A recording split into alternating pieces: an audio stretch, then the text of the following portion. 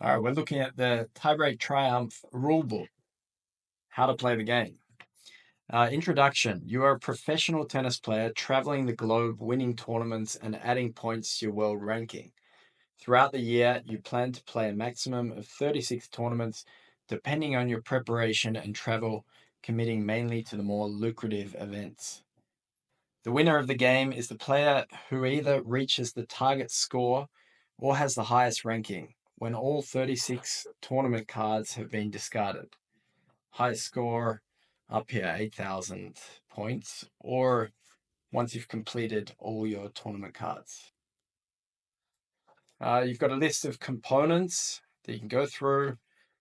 Then we'll go to setting up the game. Setting up the game. Place the board in the center of the table with the 3 dice available for everyone. Divide the let cards evenly face down on the let card positions. So 1, 2, 3, and 4.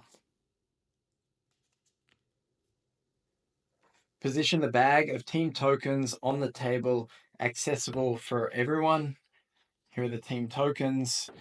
There are already a few displayed here that people have taken. Choose a player and place the large one on the start position. Take a deck of tournament cards corresponding to your player's color, shuffle them well, and place them face down in front of you. So here are the players. Each one has a corresponding colored deck of cards. There's a pink one, the yellow player, yellow cards, and my one, the red player. Place the players here on the start area and the tournament deck there.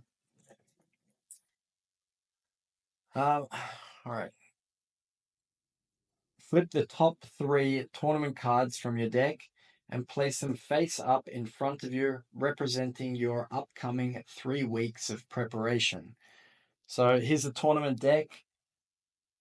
The tournament deck's facing downwards. You just take the first 3 cards and flip them. So it should look like so. 1, 2, 3. The small players are used to keep track of ranking points around the board. So these are the small players. You can see that they're half the size of the larger ones that are used to move around the inside of the board. The smaller players, they're going to be outside the board, traveling on these number positions that go up by 250 points until you become the champion. That's just to keep a running total, like a running tally. So we'll keep them here for now. All right, game parts. Tournament cards. Tournament cards indicate points. 250, 500, 1,000, 1,500, and 2,000 for the champion's ranking. You need a matching card to your position on the board to compete. The cards also specify a court surface that is relevant when there is a defending champion. So these are the tournament cards, and they all have associated points with them, which will match up on the board to a position. So here is tournament card with 2,000 points. It matches up to the 2,000 points position on the board if I want to play for that particular tournament when I land on it.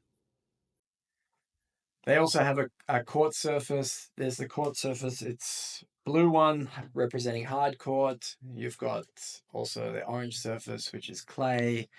Green is grass, and the dark gray color is a indoor court surface.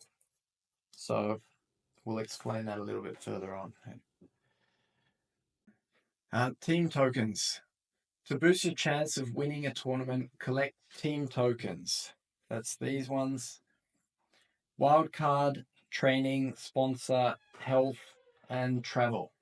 Each token is worth 1 tiebreak point and offers a strategic play at the start of your turn. Draw 2 team tokens from the bag blindly when it's your turn, and you can place them down in front of you, ready to use. Guide board. The guideboard displays strategies that players can use throughout the game. Scan the QR code for game rules, translation, and other game-related things. There's a QR code. Here are all the tokens and a bit of advice like how to use them. Let cards.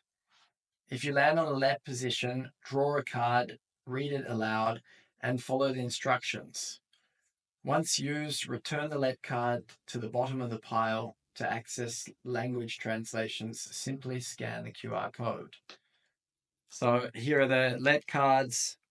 They're around the board. They also have in the top right corner a number which correlates with a language translation, which you can download from the QR code.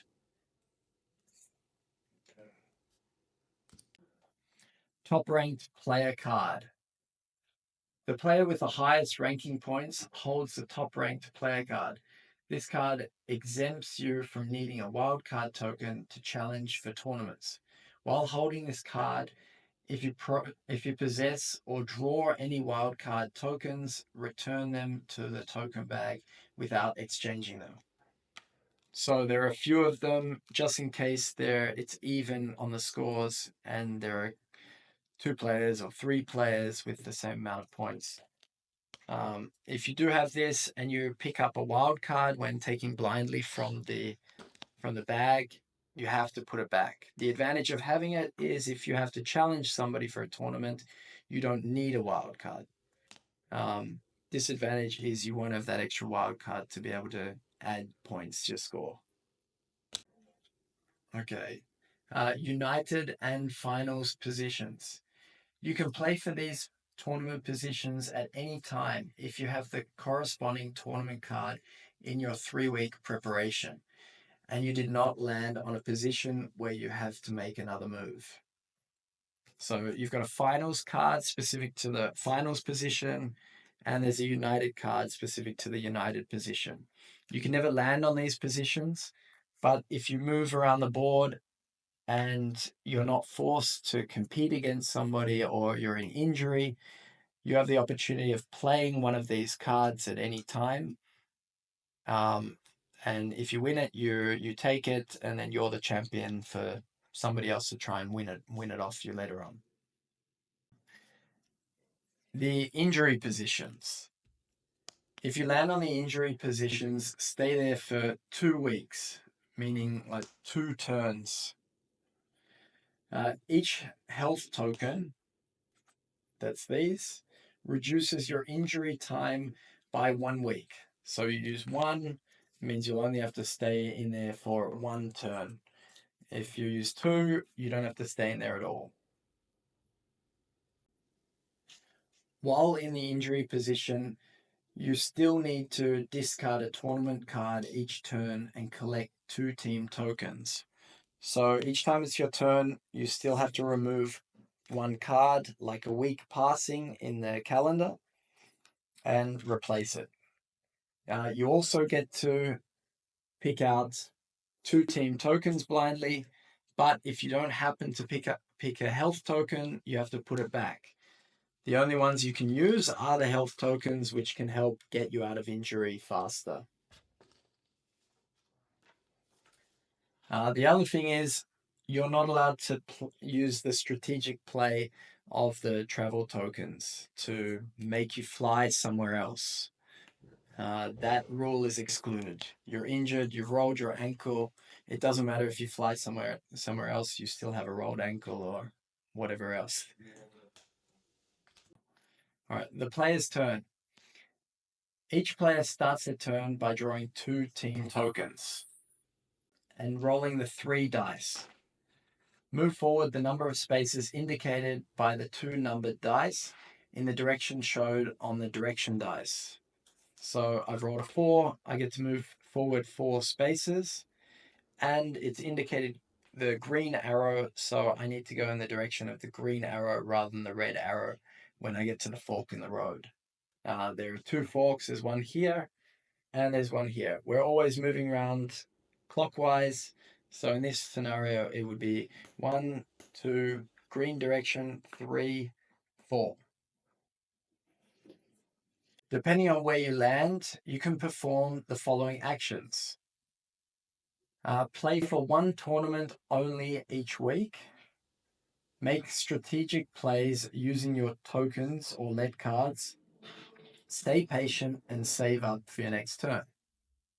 At the end of each turn, if a tournament card hasn't been used to play for a tournament, the player must discard one of the 3 cards in front of them to represent a week passing in their schedule and replace it with a new card from their deck.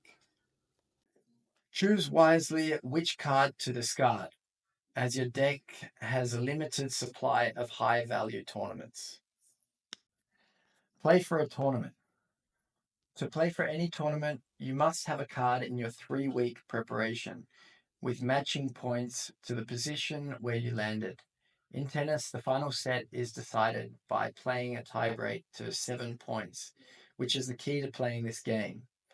The different ways you can accumulate points are by rolling an ace, so a double. It can be any double, double sixes, double fours, double ones, anything. That will add 1 point to your score if you've rolled a double in the move while you're moving. So when you roll your 3 direction dice and it happens to roll the double 5s and you've gotten all the way to here, you get a bonus point. Another way to get a point is the tournament card itself having the correct matching number. So 1000, 1000, it equals 1 extra bonus point. If there's a defending champion, the court would also play into the equation. So if the pink player was a defending champion here, the court surface would also give a bonus point if I had the same one. If I have a different colored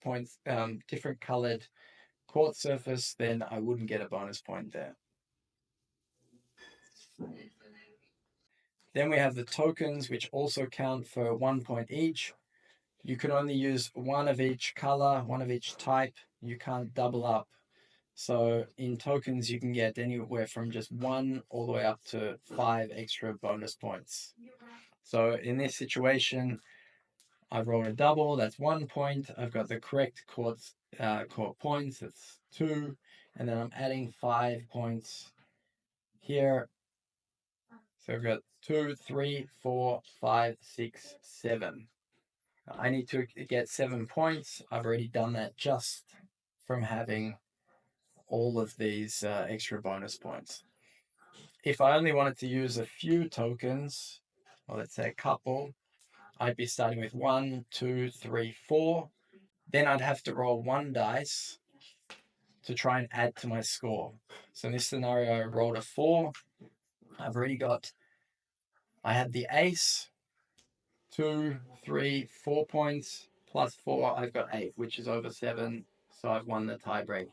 If I'd rolled less, if I'd rolled a 2 or a 1, I wouldn't have had enough points. If you're not sure, check here in the rules. It's all there, the points and how to achieve them. So it's pretty simple there. So there are 2 types of positions. There's the vacant position where there's no defending champion on it, and there's the taken position or taken tournament position where there is a defending champion, and I've landed on it.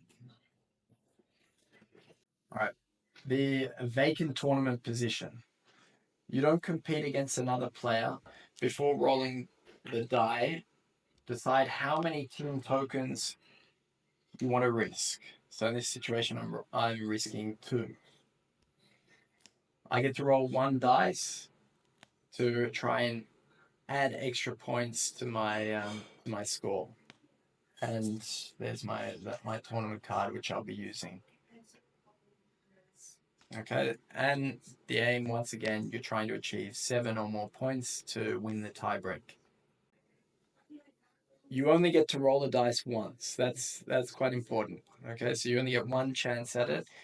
If you don't risk enough tokens, maybe you'll fall short and you won't roll high enough. So if it's my recommendation, if you have a high valued card, you might want to risk a little bit more, because once you lose, that card's gone.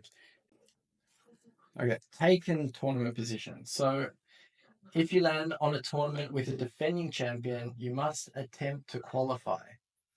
The champion starts with 3 points, but cannot add more tokens. So they're the defending champion, they get 1 point for that. They already have the correct number. That's the second point. And the third point is their court surface. But they can't add any more of their team tokens, because they're not at the tournament.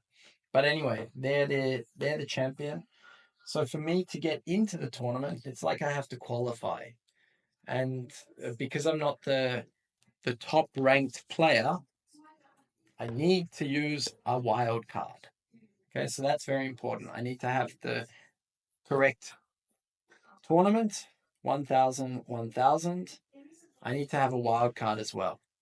And then I start adding my points to try and win it. So adding my court surface, adding a double if I'd already rolled a double to get to the position, adding more team tokens, and then finally I'll get to roll.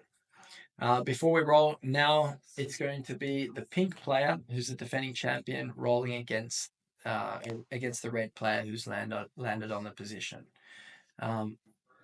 It goes back and forth until somebody reaches 7 points and wins by 2. So just like a tie break, you play to 7, win by 2. So pink player starts on 3, and the red player has 1, 2, 3, 4, 5. So it's 5 against 3. Pink player rolls. They've got a 1, so that adds to their score of 4.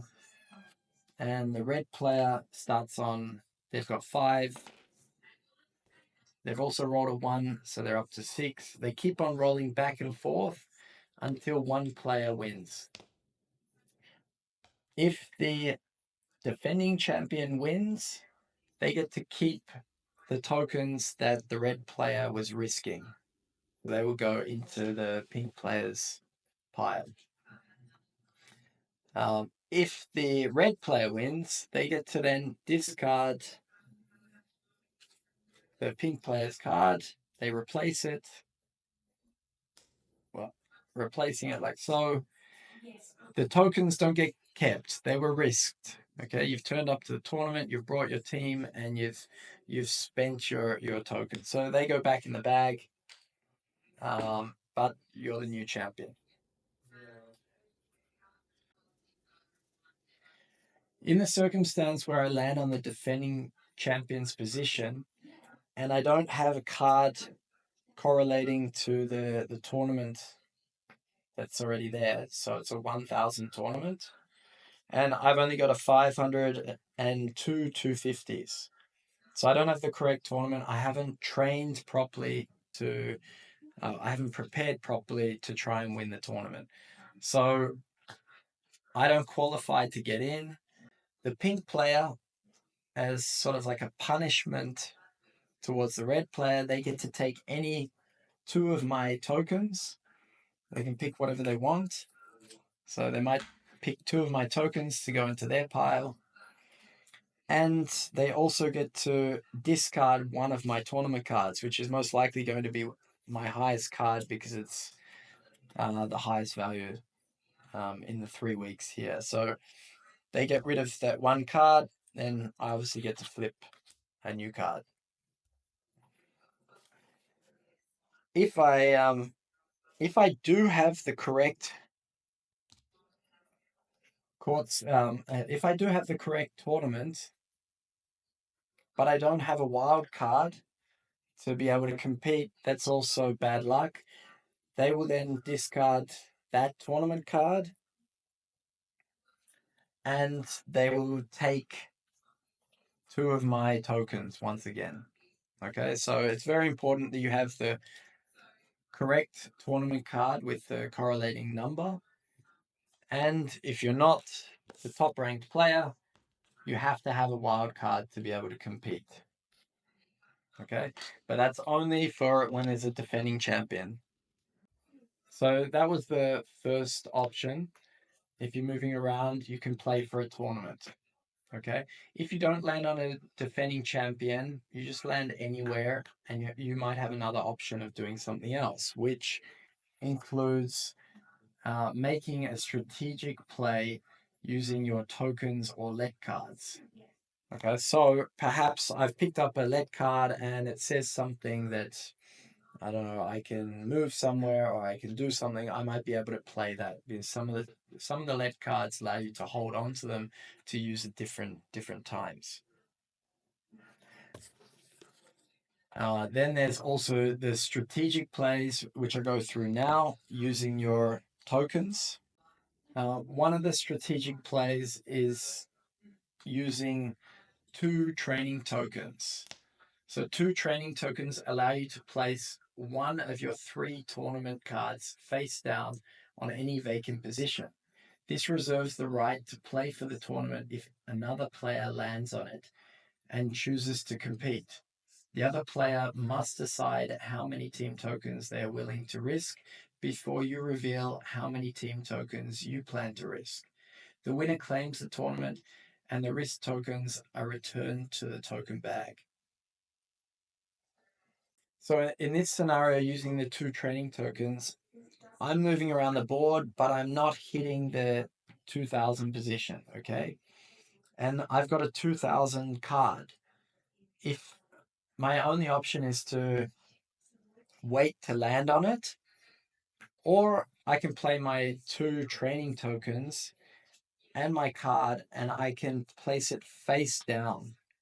Okay, I spend my 2 training tokens, and this then reserves the right for me to play it if somebody opens it up later on, if they land on it. So if the pink player moves around and they decide to play for this tournament, they might not. They might decide to wait and save because they don't have the correct tournament to play for it. But if they land on it and they also want to play, they've got the correct tournament, it then opens it up for the red player and the pink player to play a match. There's no defending champion yet, so they would the pink player has to decide how many tokens they want to risk before the red player gets to choose how many they want to risk. Then they play back and forth, playing out the tiebreak. The winner of the tournament obviously claims the position. So if the red player wins, they claim the position. All the tokens which were risked from the red player and the pink player are then tossed in the bag. Nobody gets to keep them, okay, because there was no defending champion. If there was a defending champion, like the other scenario, you get to keep the other person's tokens. All right, now we take a look. We've got the health tokens. If you've got 2 health tokens, that reduces your time in injury. So you have to stay in injury if you land on it or you're sent there from a let card. You have to stay in there for 2 rounds. So 2 times round, indicating like 2 weeks passing in your tournament calendar. If you've got health tokens, if you've got 2, you don't have to stay in there at all. If you've got 1, it'll reduce it by 1 week. The other thing you can do with the health tokens is you can give another player an injury. So I can say I would like the pink player.